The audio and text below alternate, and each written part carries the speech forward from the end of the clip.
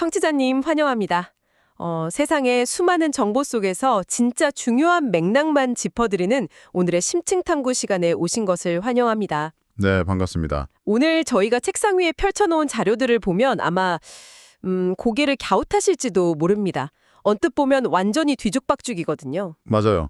로스앤젤레스 법원에서 벌어지는 거대 기술 기업의 재판 기록부터 아시아 반도체 공장 라인 분석까지 있죠. 네, 그리고 워싱턴 백악관에서 흘러나온 그 전례 없는 정치자금 구상에 월스트리트의 넥타이 부대들이 베팅하는 새로운 예측 시장까지 전혀 상관없는 별개의 뉴스들처럼 보입니다. 하지만 이 조각들을 꼼꼼히 들여다보면 결국 하나의 거대한 그림으로 연결된다는 걸 알 수 있습니다. 맞습니다.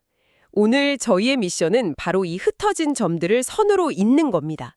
자, 이제 본격적으로 파헤쳐 볼까요? 좋습니다. 오늘 가져온 출처들이 겉보기에는 각기 다른 분야의 이야기 같지만 사실 이 자료들을 관통하는 아주 묵직한 주제가 하나 있습니다. 그게 바로 시스템의 재편이죠. 네, 정확합니다.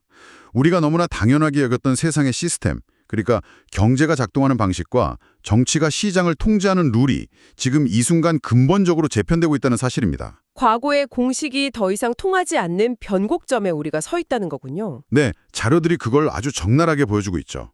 오늘 이 퍼즐 조각들이 어떻게 하나로 맞춰지는지 따라오시다 보면 꽤 충격적이면서도 흥미로운 인사이트를 발견하실 수 있을 겁니다. 좋습니다. 그럼 첫 번째 퍼즐 조각부터 짚어보죠. 마크 저커버그 메타 최고 경영자가 로스앤젤레스 법정에 섰다는 기사로 시작해보겠습니다. 지금 소셜미디어가 청소년의 정신건강을 해치고 중독을 유발한다는 이유로 무려 2,000건이 넘는 소송이 제기된 상태죠. 맞아요. 이번 재판이 그 수많은 소송들의 향방을 가릴 첫 번째 지표적 사건, 이른바 벨웨더 재판이라고 하더라고요. 법조계의 풍향계 역할을 하는 아주 중요한 시험대인 셈이죠. 여기서 눈여겨볼 대목은 틱톡이나 스냅챗 같은 다른 기업들은 이미 법정 밖에서 조용히 합의금을 지불했다는 겁니다. 그런데 유독 메타와 구글은 끝까지 법정에서 싸우겠다며 배수의 진을 치고 있잖아요. 네, 여기서 정말 흥미로운 지점은 메타가 왜 이렇게까지 필사적으로 싸우는지 그 이면을 들여다보는 겁니다.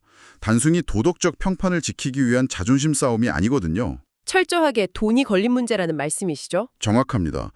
자료에 적힌 메타의 공식 경고문을 보면 이 소송들이 2026년 회사의 재무 결과에 중대한 영향을 미칠 수 있다고 투자자들에게 못을 박았습니다. 중대한 영향이라면 구체적으로 어느 정도 규모인가요? 메타가 패소할 경우 짊어지게 될 배상 책임이 무려 수십억 달러에 달할 수 있다는 구체적인 분석이 나옵니다. 원문 표현을 그대로 빌리자면 수백억 달러에 육박할 수도 있죠. 와, 수십억 달러 이상의 배상금이 나면 구글이나 메타 같은 공용 기업들에게도 재무제표를 뒤흔들 만한 충격이겠네요. 주가와 기업 가치에 치명타를 입힐 수 있는 뇌관입니다. 그런데 저커버그가 법정에서 내세운 방어 논리를 보고 저는 제 눈을 의심했습니다. 청소년을 중독시켰다는 비판에 대해 청소년은 메타 전체 광고 수익의 1% 미만을 차지할 뿐이라고 했더라고요. 네, 광고주에게 큰 가치가 없다는 주장이었죠. 대중의 분노나 감정성과는 완전히 동떨어진 아주 얼음장처럼 차갑고 재무적인 계산만 깔려있는 방어 아닙니까? 대중의 관점에서는 굉장히 기형적이고 냉혹한 발언으로 들릴 수밖에 없습니다. 하지만 법리적, 재무적 관점에서는 아주 치밀하게 계산된 논리죠. 우리가 굳이 돈 안 되는 청소년을 표적으로 삼아 중독시킬 재무적 동기가 없었다는 방어막이군요. 맞습니다. 메타는 지난 10년간 10대 전용 계정 같은 안전조치를 취해왔다고 항변하지만 10만 명 이상의 부모와 단체들이 중재를 청구할 만큼 여론은 이미 돌아섰습니다. 과거 소프트웨어 기업들이 누렸던 느슨한 규제의 시대가 끝났다는 게 핵심이네요. 네, 소프트웨어의 위기와 막대한 법적 비용 청구서가 현실화되는 첫 번째 파도를 우리가 목격하고 있는 겁니다. 자, 여기서부터가 진짜 흥미로운 부분입니다.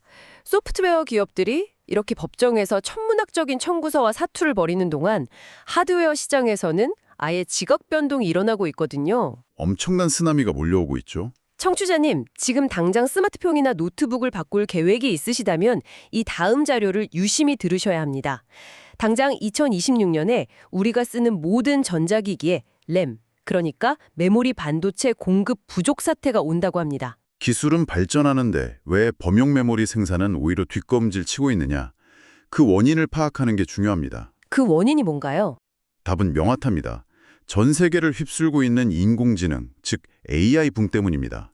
현재 전 세계 디램 메모리 시장의 95%를 삼성전자, SK하이닉스, 마이크론 이 3사가 장악하고 있습니다. 과점체제네요. 네, 그런데 이 3사가 지금 회사의 모든 생산 라인을 HBM, 그러니까 AI 구동에 필수적이고 이윤이 많이 남는 고대역폭 메모리에만 올인하고 있습니다. 돈 되는 비싼 반도체만 만들겠다는 거군요. 그럼 그 파장이 일반 청취자님들한테는 어떻게 다가올까요? 2026년에 새로 출시될 PC나 스마트폰 가격이 지금보다 최대 30%까지 폭등할 수 있습니다. 30%요. 엄청난 인상폭이네요.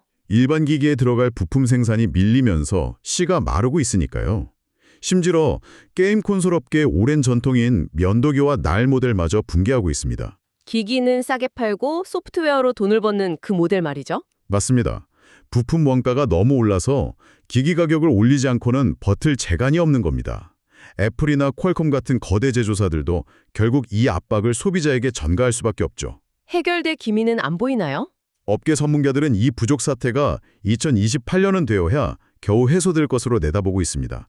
반도체 공장이 하루아침에 지어지는 게 아니니까요. 종합해보면 소프트웨어 기업은 소송 비용으로 신음하고 하드웨어는 생산 쏠림으로 가격이 폭등하는 이중고네요. 엎친 데 덮친 격이죠. 자, 이제 이런 기업들의 셈법을 훨씬 더 복잡하게 만드는 두 번째 거대한 흐름, 워싱턴의 새로운 정치 경제학으로 넘어가 보겠습니다. 아주 중요한 주제입니다. 본 자료로 들어가기 전에 확실히 짚고 넘어갈 부분이 있습니다. 청취자님, 지금부터 다룰 재료에는 트럼프 행정부의 정책과 관련된 정치적으로 민감한 내용이 포함되어 있습니다. 저희는 좌파나 우파, 그 어떤 진영의 입장도 지지하지 않으며 대변하지 않습니다. 네, 오직 자료 분석에만 집중하죠. 맞습니다. 저희의 유일한 역할은 제공된 원본 자료에 담긴 사실과 아이디어들을 객관적으로 전달하고 그 안에서 인사이트를 추출하는 것뿐임을 명확히 밝힙니다.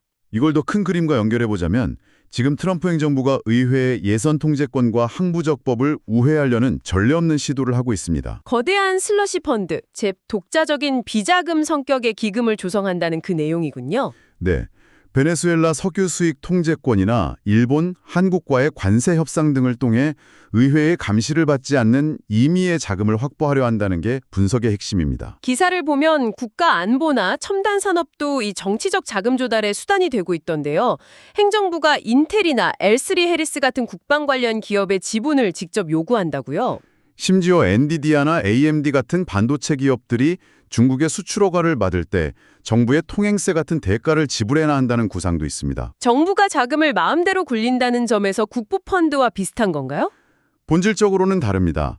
일반적인 국부펀드는 입법부의 통제 아래 운영되지만 이건 무역제재나 수출 허가권을 무기로 개별 기업을 압박하는 거래 중심적 접근이거든요. 룰이 완전히 바뀌고 있네요. 그럼 JP모건의 관세 분석 보고서는 이 상황을 어떻게 보고 있습니까? 대중국 관세가 타겟 국가를 압박하는 데는 분명 효과를 거두고 있다고 평가합니다. 하지만 동시에 미국 소기업들에게 막대한 비용을 초래하며 목을 조르고 있다는 양면성을 지적하죠. 이런 무역의 폭풍이 엔터테인먼트 산업까지 집어삼켰다는 기사도 꽤 충격적이었습니다. 넷플릭스 공동 최고 경영자인 테드 사란도스의 인터뷰 말이죠. 네. 현재 워너브러더스 인수를 두고 넷플릭스가 파라마운트와 경쟁 중인데요.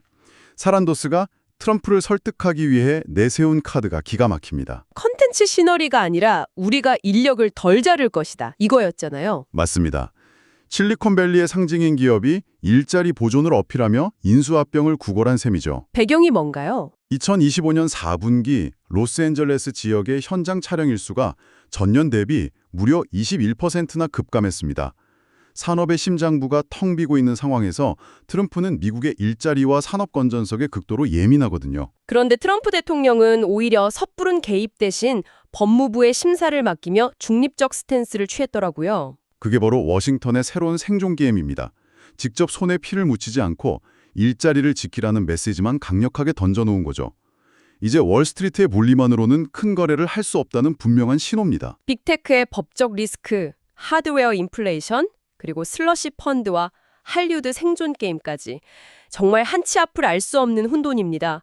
이렇게 룰이 매일 바뀌는 세상에서 우린 어떻게 미래를 내다봐야 할까요? 이 대목에서 세 번째 주제가 등장합니다. 경제를 예측하는 새로운 방법론에 대한 연준의 공식 보고서입니다. 호스트 연준이 전통적인 통계 모델 대신 칼씨 같은 예측 시장에 주목했다고요? 네, 칼씨 같은 예측 시장은 전문가 설문조사를 압도하고 있습니다. 수많은 대중이 진짜 돈을 걸고 확률에 베팅하는 구조죠. 적중률이 실제로 그렇게 대단한가요? 연준 보고서 데이터를 보면 소비자 물가 지수 예측에서 블룸버그 합의치를 통계적으로 뛰어넘었습니다. 연준 기준금리 예측에서는 거의 완벽한 기록을 보여주었고요. 골드만삭스 같은 거대 기관도 이 시장 진입을 고려 중입니다. 엘리트들이 군중의 베팅 배당률을 보고 경제를 예측한다는 게 참 아이러니하네요. 하지만 이 대목에서 아주 중요한 질문이 제기됩니다. 맹점도 분명하거든요. 어떤 한계가 있죠? 거래량이 적을 때 극소수의 자본으로 발생하는 노이즈, 그리고 리스크 프리미엄 현상입니다. 게다가 현재 플랫폼 수익의 대부분이 스포츠 도박에서 나온다는 점도 문제죠. 불을 이루는군요. 네, 그래서 상품 선물거래위원회와의 규제 갈등이나 내부자 거래 우려도 끊임없이 제기되고 있습니다. 돈을 쫓는 투기판의 성격을 무시할 수 없네요. 예측의 완벽함을 이야기하다 보니 오늘 자료 중에 가장 황당했던 기사가 떠오릅니다. 아마존이 매출 기준으로 월마트를 제치고 세계 1위 기업이 되었다는 그 엄청난 헤드라인 기사요. 하하, 참 재미있죠. 제목만 보면 전 세계 경제지가 분석해야 할 뉴스인데요. 네, 저도 심층 분석을 기대하고 열었는데 수치나 분석은 단 한 줄도 없고 진실을 말하고 도망쳐라 라는 유고슬라비아 속담 빡 한 줄만 덩그러니 있더라고요. 정말 기가 막힌 일이죠. 정보의 홍수 속에서도 때로는 핵심 데이터가 말 그대로 도망쳐버리는 정보 부재의 역설을 꼬집는 완벽한 메타포입니다. 단기와 장기적 경제 영향을 완벽히 분석하는 게 얼마나 어려운 일인지 보여주네요. 그래서 이 모든 게 대체 무슨 의미일까요? 과거의 데이터 모델이나 낡은 이론만으로는 설명할 수 없는 세상이 왔다는 뜻입니다. 맞습니다. 빅테크의 막대한 법정 리스크, 당장 2026년에 닥칠 하드웨어 가격 폭등, 전통적 헌법 통제를 벗어나려는 새로운 정치 경제학, 그리고 엘리트의 컨센서스를 이기는 대중의 예측 시장까지. 우리가 아는 경제의 공식이 완전히 새로 쓰이고 있는 거죠. 현상 너머의 힘의 논리를 꿰뚫어 봐야 합니다. 네, 청취자님, 오늘 탐구를 마무리하며 스스로 고민해 볼 만한 새로운 화두를 하나 던지고 싶습니다. 오늘 연준조차 예측 시장의 정확성에 주목하고 있다고 말씀드렸죠? 네, 놀라운 데이터였죠. 그런데 만약 이 예측 시장이 너무나 거대해지고 영향력이 커져서 단순히 경제를 예측하는 것을 넘어 경제를 조종하게 된다면 어떨까요? 특정 플랫폼에서 경제 위기가 올 확률이 치솟았다는 이유만으로 사람들이 패닉에 빠져 진짜 위기를 앞당겨버리는 자기 실현적 예언이 일어난다면 말입니다. 정말 무서운 시나리오네요. 우리가 미래를 맞추기 위해 만든 도구가 오히려 미래를 지배하게 될지도 모른다는 점 한번 깊이 생각해 볼 만한 문제 아닐까요? 세상의 복잡한 표면 아래 숨겨진 거대한 흐름을 추적해본 오늘의 심층 탐구. 룰이 뒤집히는 세상 속에서도 늘 예리한 지적 호기심을 잃지 마시길 바랍니다. 저희는 다음 시간에 더 흥미로운 자료와 묵직한 인사이트를 들고 다시 찾아오겠습니다. 함께해 주셔서 감사합니다.